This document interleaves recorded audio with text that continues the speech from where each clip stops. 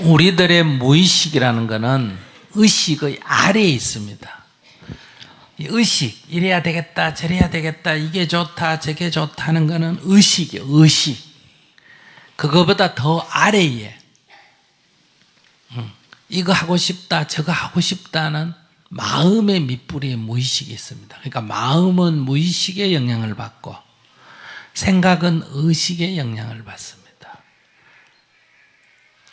그러니까 여러분들이 강의를 듣고 이야 나도 저래 한번 해봐야지, 이거는 마음이에요, 생각이에요? 생각이에요. 그래서 이 문 열고 나가면 없어져요. 근데 그 생각이 아주 강하면 그게 의식이 무의식을 커버하게 됩니다. 통제하게 낸다. 그게 죽을 각오를 해야 통제가 된다. 그 전까지는 안 됩니다. 그래서 대부분 다 작심삼일이 되는 거예요. 그 다음에 여러분들이 내 얘기를 듣고 마음에서 감동, 그러니까 생각에 머리로 이해되는 게 아니고 마음에서 감동이 와요. 그렇구나. 내가 이렇게 잘못했구나. 정말 그래 살아야 되겠구나. 이렇게 마음에서 감동이 오면 이거는 무의식으로 바로 연결이 됩니다. 그래서 감동을 한 거는 변화가 쉽고 생각으로 이해한 거는 거품처럼 그냥 금방 꺼져버려요.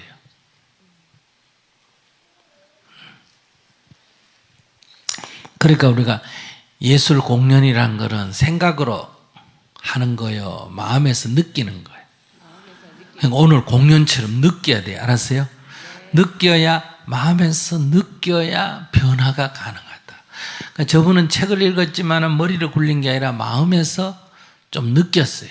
근데 얘기 들어보면 내가 이래 살아서는 안 되겠구나, 바르게 살아야지, 일주일 생각해가 결심을 했어요. 근데 이거는 마음으로 느낀 것보다는 생각이 더 강해요. 생각이 더 강하다는 뭘 할 수 있다? 되돌아갈 가능성이 높다, 이 얘기. 그런데 그 생각을 어느 정도로 굳혀줘야 그게 막아낼 수가 있느냐? 죽을 각오, 죽어도 좋다 하는 까지 의식이, 생각이라 하더라도 죽을 각오를 해버리면 어떠냐? 이게 되돌아가기가 좀 어렵다. 그래서 저분은 작심삼일을 넘겼고 지금 100일을 눈앞에 두고 있는데, 이제 언제 해야 안심을 할 수 있느냐? 얼마까지 가야 된다? 1000일까지 가야 안심을 할 수 있어. 그 전에 방심하면 되돌아가 버립니다. 왜 나무꾼과 선녀에도 애 둘이나 할 때 이제 괜찮겠지 하고 뭐 했다? 방심해가 날아가 버렸잖아. 그죠? 언제까지 참아야 된다고? 애 셋 날 때까지. 근데 그거 봐라. 2년하고 놔둬가 날아가 버렸잖아. 3년까지 기다려야 되는데, 그것처럼 일정한 고비를 넘겨줘야 돼요. 물통에 이렇게 물이 있는데 호수를 연결해서 이렇게 내려오면 수위가 여기가 높고 여기가 낮으면 어때? 자동으로 물이 내려오죠. 근데 그냥 꽂아놓으면 자동으로 내려옵니까? 안 내려옵니까? 안 내려오지. 이걸 빨아가지고 이 물을 끌어올려가지고 이 바깥 부분을 넘겨줘야 물이 어떻게 한다? 저절로 내려오잖아. 그죠? 근데 빨아올렸다가 놓으면 내려가고, 빨아올렸다가 놓으면 내려가고, 빨아올렸다가 놓으면 내려가고, 요 경계를 넘지 않으면 1000번을 해도 도로 내려갑니까? 안 내려갑니까? 내려가요. 한 번을 해도 요 경계를 넘으면 되돌아가지 않는다. 그러니까 성냥을 그릴 때 살살 그리면 300번을 그려도 불이 납니까? 안 납니까? 안 납니다. 한 번을 그려도 탁 그리면 불이 나잖아. 그죠? 횟수하고 관계가 없습니다. 그러니까 일정한 그 분기점을 넘겨줘야 돼요. 그러니까 그 분기점을 넘기는 데는 한 번에 탁 넘어오려면 그건 뭐다? 마음에서 완전히 감동을 해버려야 돼. 그래서 무의식에서 바로 변화가 일어나 버리면 단박에 넘어오는 거예요. 근데 우리가 생각으로 이걸 넘기겠다 할 때는 지속적 노력을 통해서 죽을 각오로 지속적 노력을 통해서 이 분기점이 넘어올 때까지는 방심하면 안 돼. 다시 돌아간다 이거야. 그래서 만약에 지금 저분은 내가 볼 때 다시 돌아갈 확률이 높아요. 어떤 문제 얘기를 들어보면 스님이 알 수 있느냐, 자기 위험도. 내가 나를 변화시킨 거는 1단계예요. 그럼 내가 나를 변화시켰는데 저분은 지금 내가 이래 변하듯이 남편 니도 변해라 하는 게 남아있어요, 없어요? 있어요. 니도 변해라 하는 게 남아있기 때문에 이거는 아직 고비를 넘긴 게 아니에요. 그러니까 수행이라는 것은 상대가 안 변하더라도 수용해내는 힘까지 가야 고비를 넘겼다 이렇게 말할 수 있어요.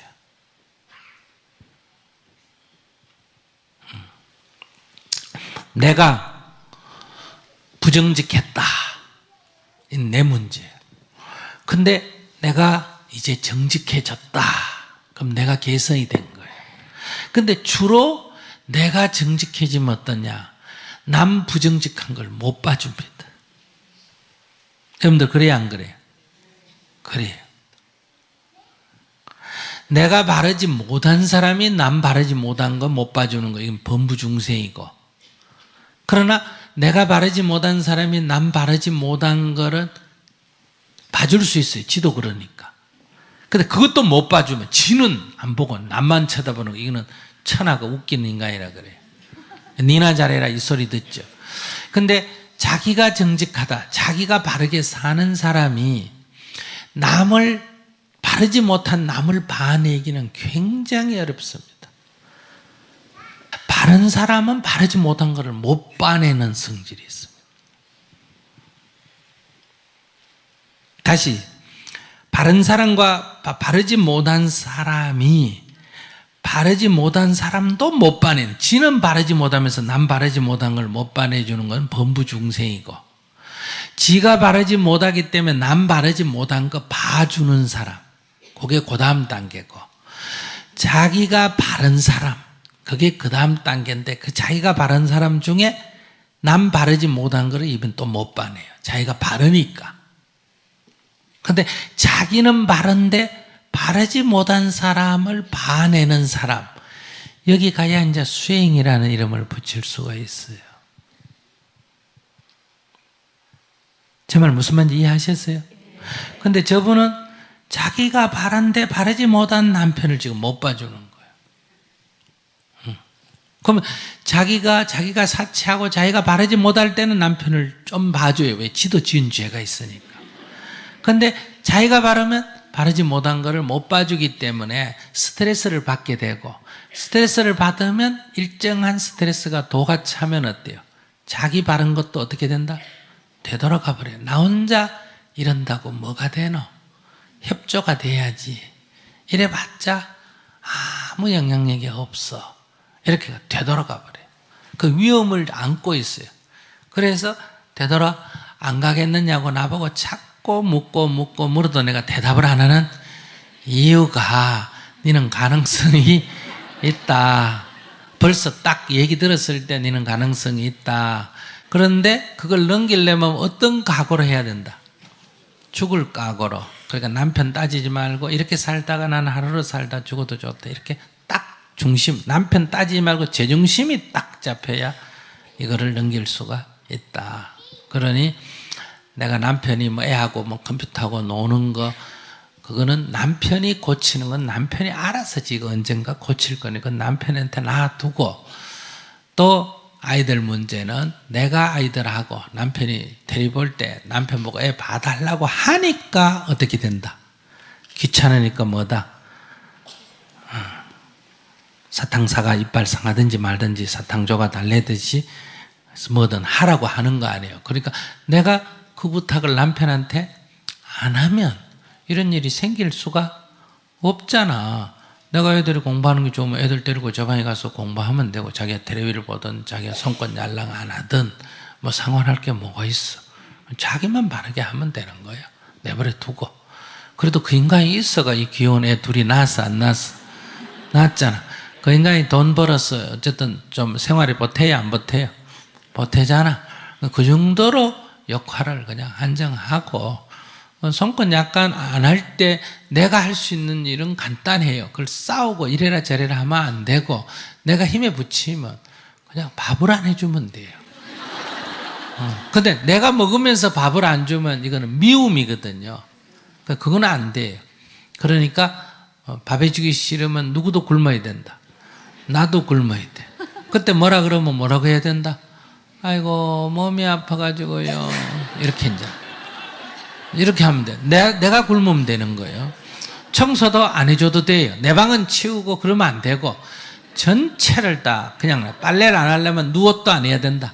내 옷도 안 하고 내 팬티도 벗어가 그냥 놔놓고. 왜 그러냐? 몸이 아팠어요.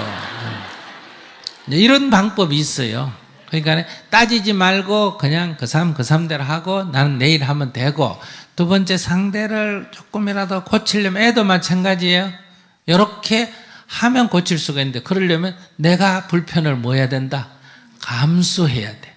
근데 이걸 갖고 야단을 쳐서 고치려고 하면 안 고쳐진다, 이런 얘기야. 안 고쳐진다. 그러니까 그런 게 필요하다. 고치려고 하지 말고, 그러니까 자기를 바르게 사는데. 그리고 아기는 80~90%가 누 닮는다. 아버지 닮는다, 엄마 닮는다. 엄마 닮기 때문에, 그러니까 아버지는 뭐 그래 백갈고 엎드려 있어도 아무 문제가 없다. 자기만 잘하면 문제가 없는데, 그런 아빠를 갖고 시비를 하면, 내가 시비를 하면 아이가 아빠를 닮습니다. 그러니까 아빠로부터 아이에게 바로 전달되는 게 아니라, 그거를 문제 삼으면 아이가 아빠 행동이 잘못됐구나 하는 것을 알게 됩니다. 그럼 안 닮아야 되는데 이 존재가 안 그렇습니다. 생각은 안 닮아야 되는데 마음은 닮아요. 그래서 나 내리기라. 제 아버지가 술주 좀 꾸이더니 애도 술주 좀 꾸이더, 이런 얘기 나와요. 근데 그걸 차단하는 방법은, 엄마가 아버지 술주정에 대해서 아무런 생각 없이 웃으면서 보약 먹은 수준으로 이렇게 다루면 아이한테 전이가 안 된다.